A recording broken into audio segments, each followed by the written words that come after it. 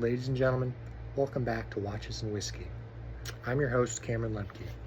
Today we'll be discussing Jack Daniels, and then we'll be looking at the original grain bourbon barrel watch and discussing the Quartz crisis of 1978. Let's jump in.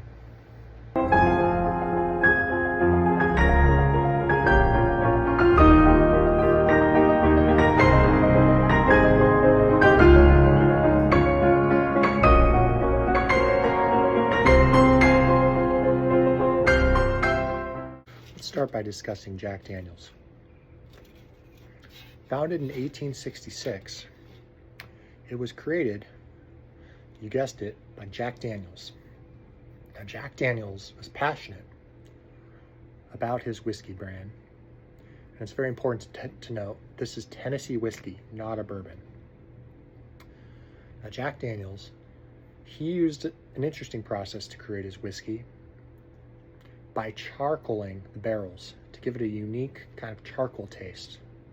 And it's since become one of the best-selling whiskeys in America.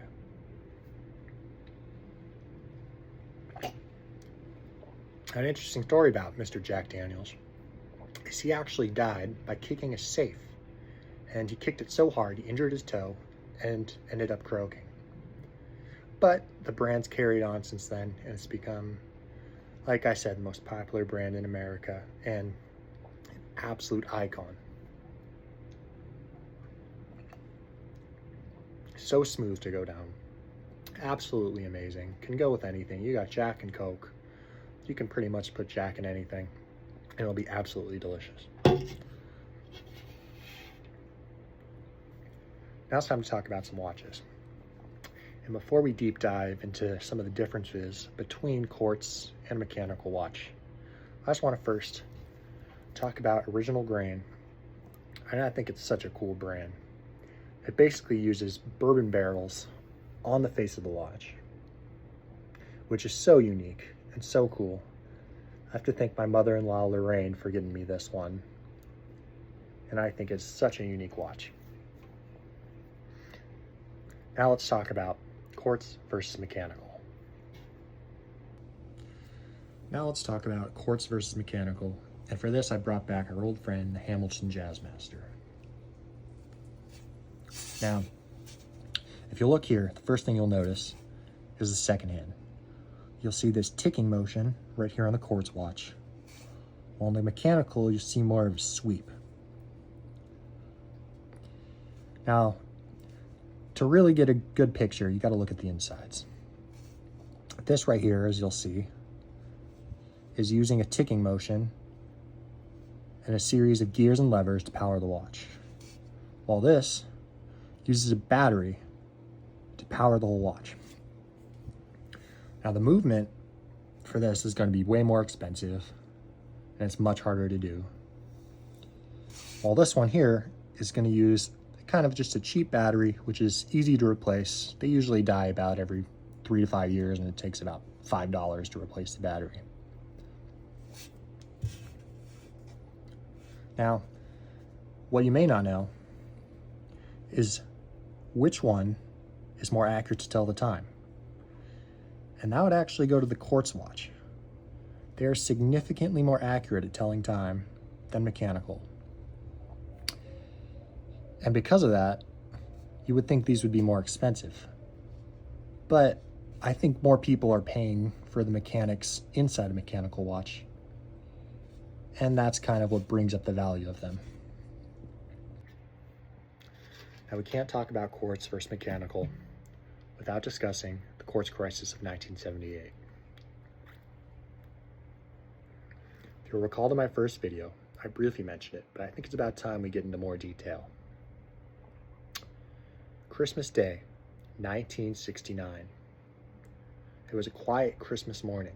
No one expected anything to happen, but the Japanese had different plans. They released the Seiko Astron, which was the first quartz watch, and it completely revolutionized the watch industry. You see, so many people were so fixated on having the most accurate watch possible.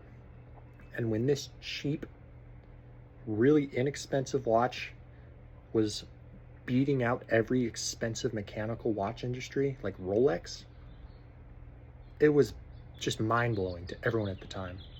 And everyone started buying quartz watches instead of mechanical. Now this almost put the mechanical watch industry completely out of business, because at the time they just couldn't keep up with quartz. The movements were so cheap to make, and at the time everyone was just buying it because they knew these were the next big thing. They were changing the game. Many brands actually did go out of business, and unfortunately they'll never reappear. A lot of them ended up moving to Switzerland like Hamilton did to restart their brand, and it was a dark time for mechanical watchmakers, I gotta say.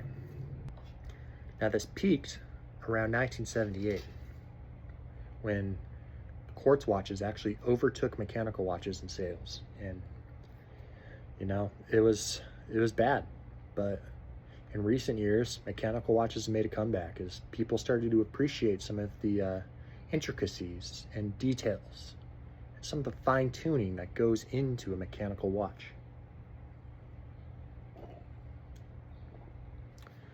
Now, I think it's important that we have two distinctions between these two types of watches, because quartz watches are great, and so are mechanical. A lot of people nowadays, they'll hate on the quartz watch, but I mean, this is a revolutionary technology, and it's completely changed the watch industry. So we have to put some appreciation on it. And there are still many brands who actually do high-end quartz now, which they're a little less likely to die within a couple years and extremely accurate at telling the time. And I gotta say, what an experience. Jack Daniels, we've got our quartz watch. Let's not forget the Jazzmaster here. Gotta put some appreciation on that. I hope you guys had a great time, great learning experience about the difference between these watches, and I hope you learned something today. I'll see you on the next episode of Watches and Whiskey.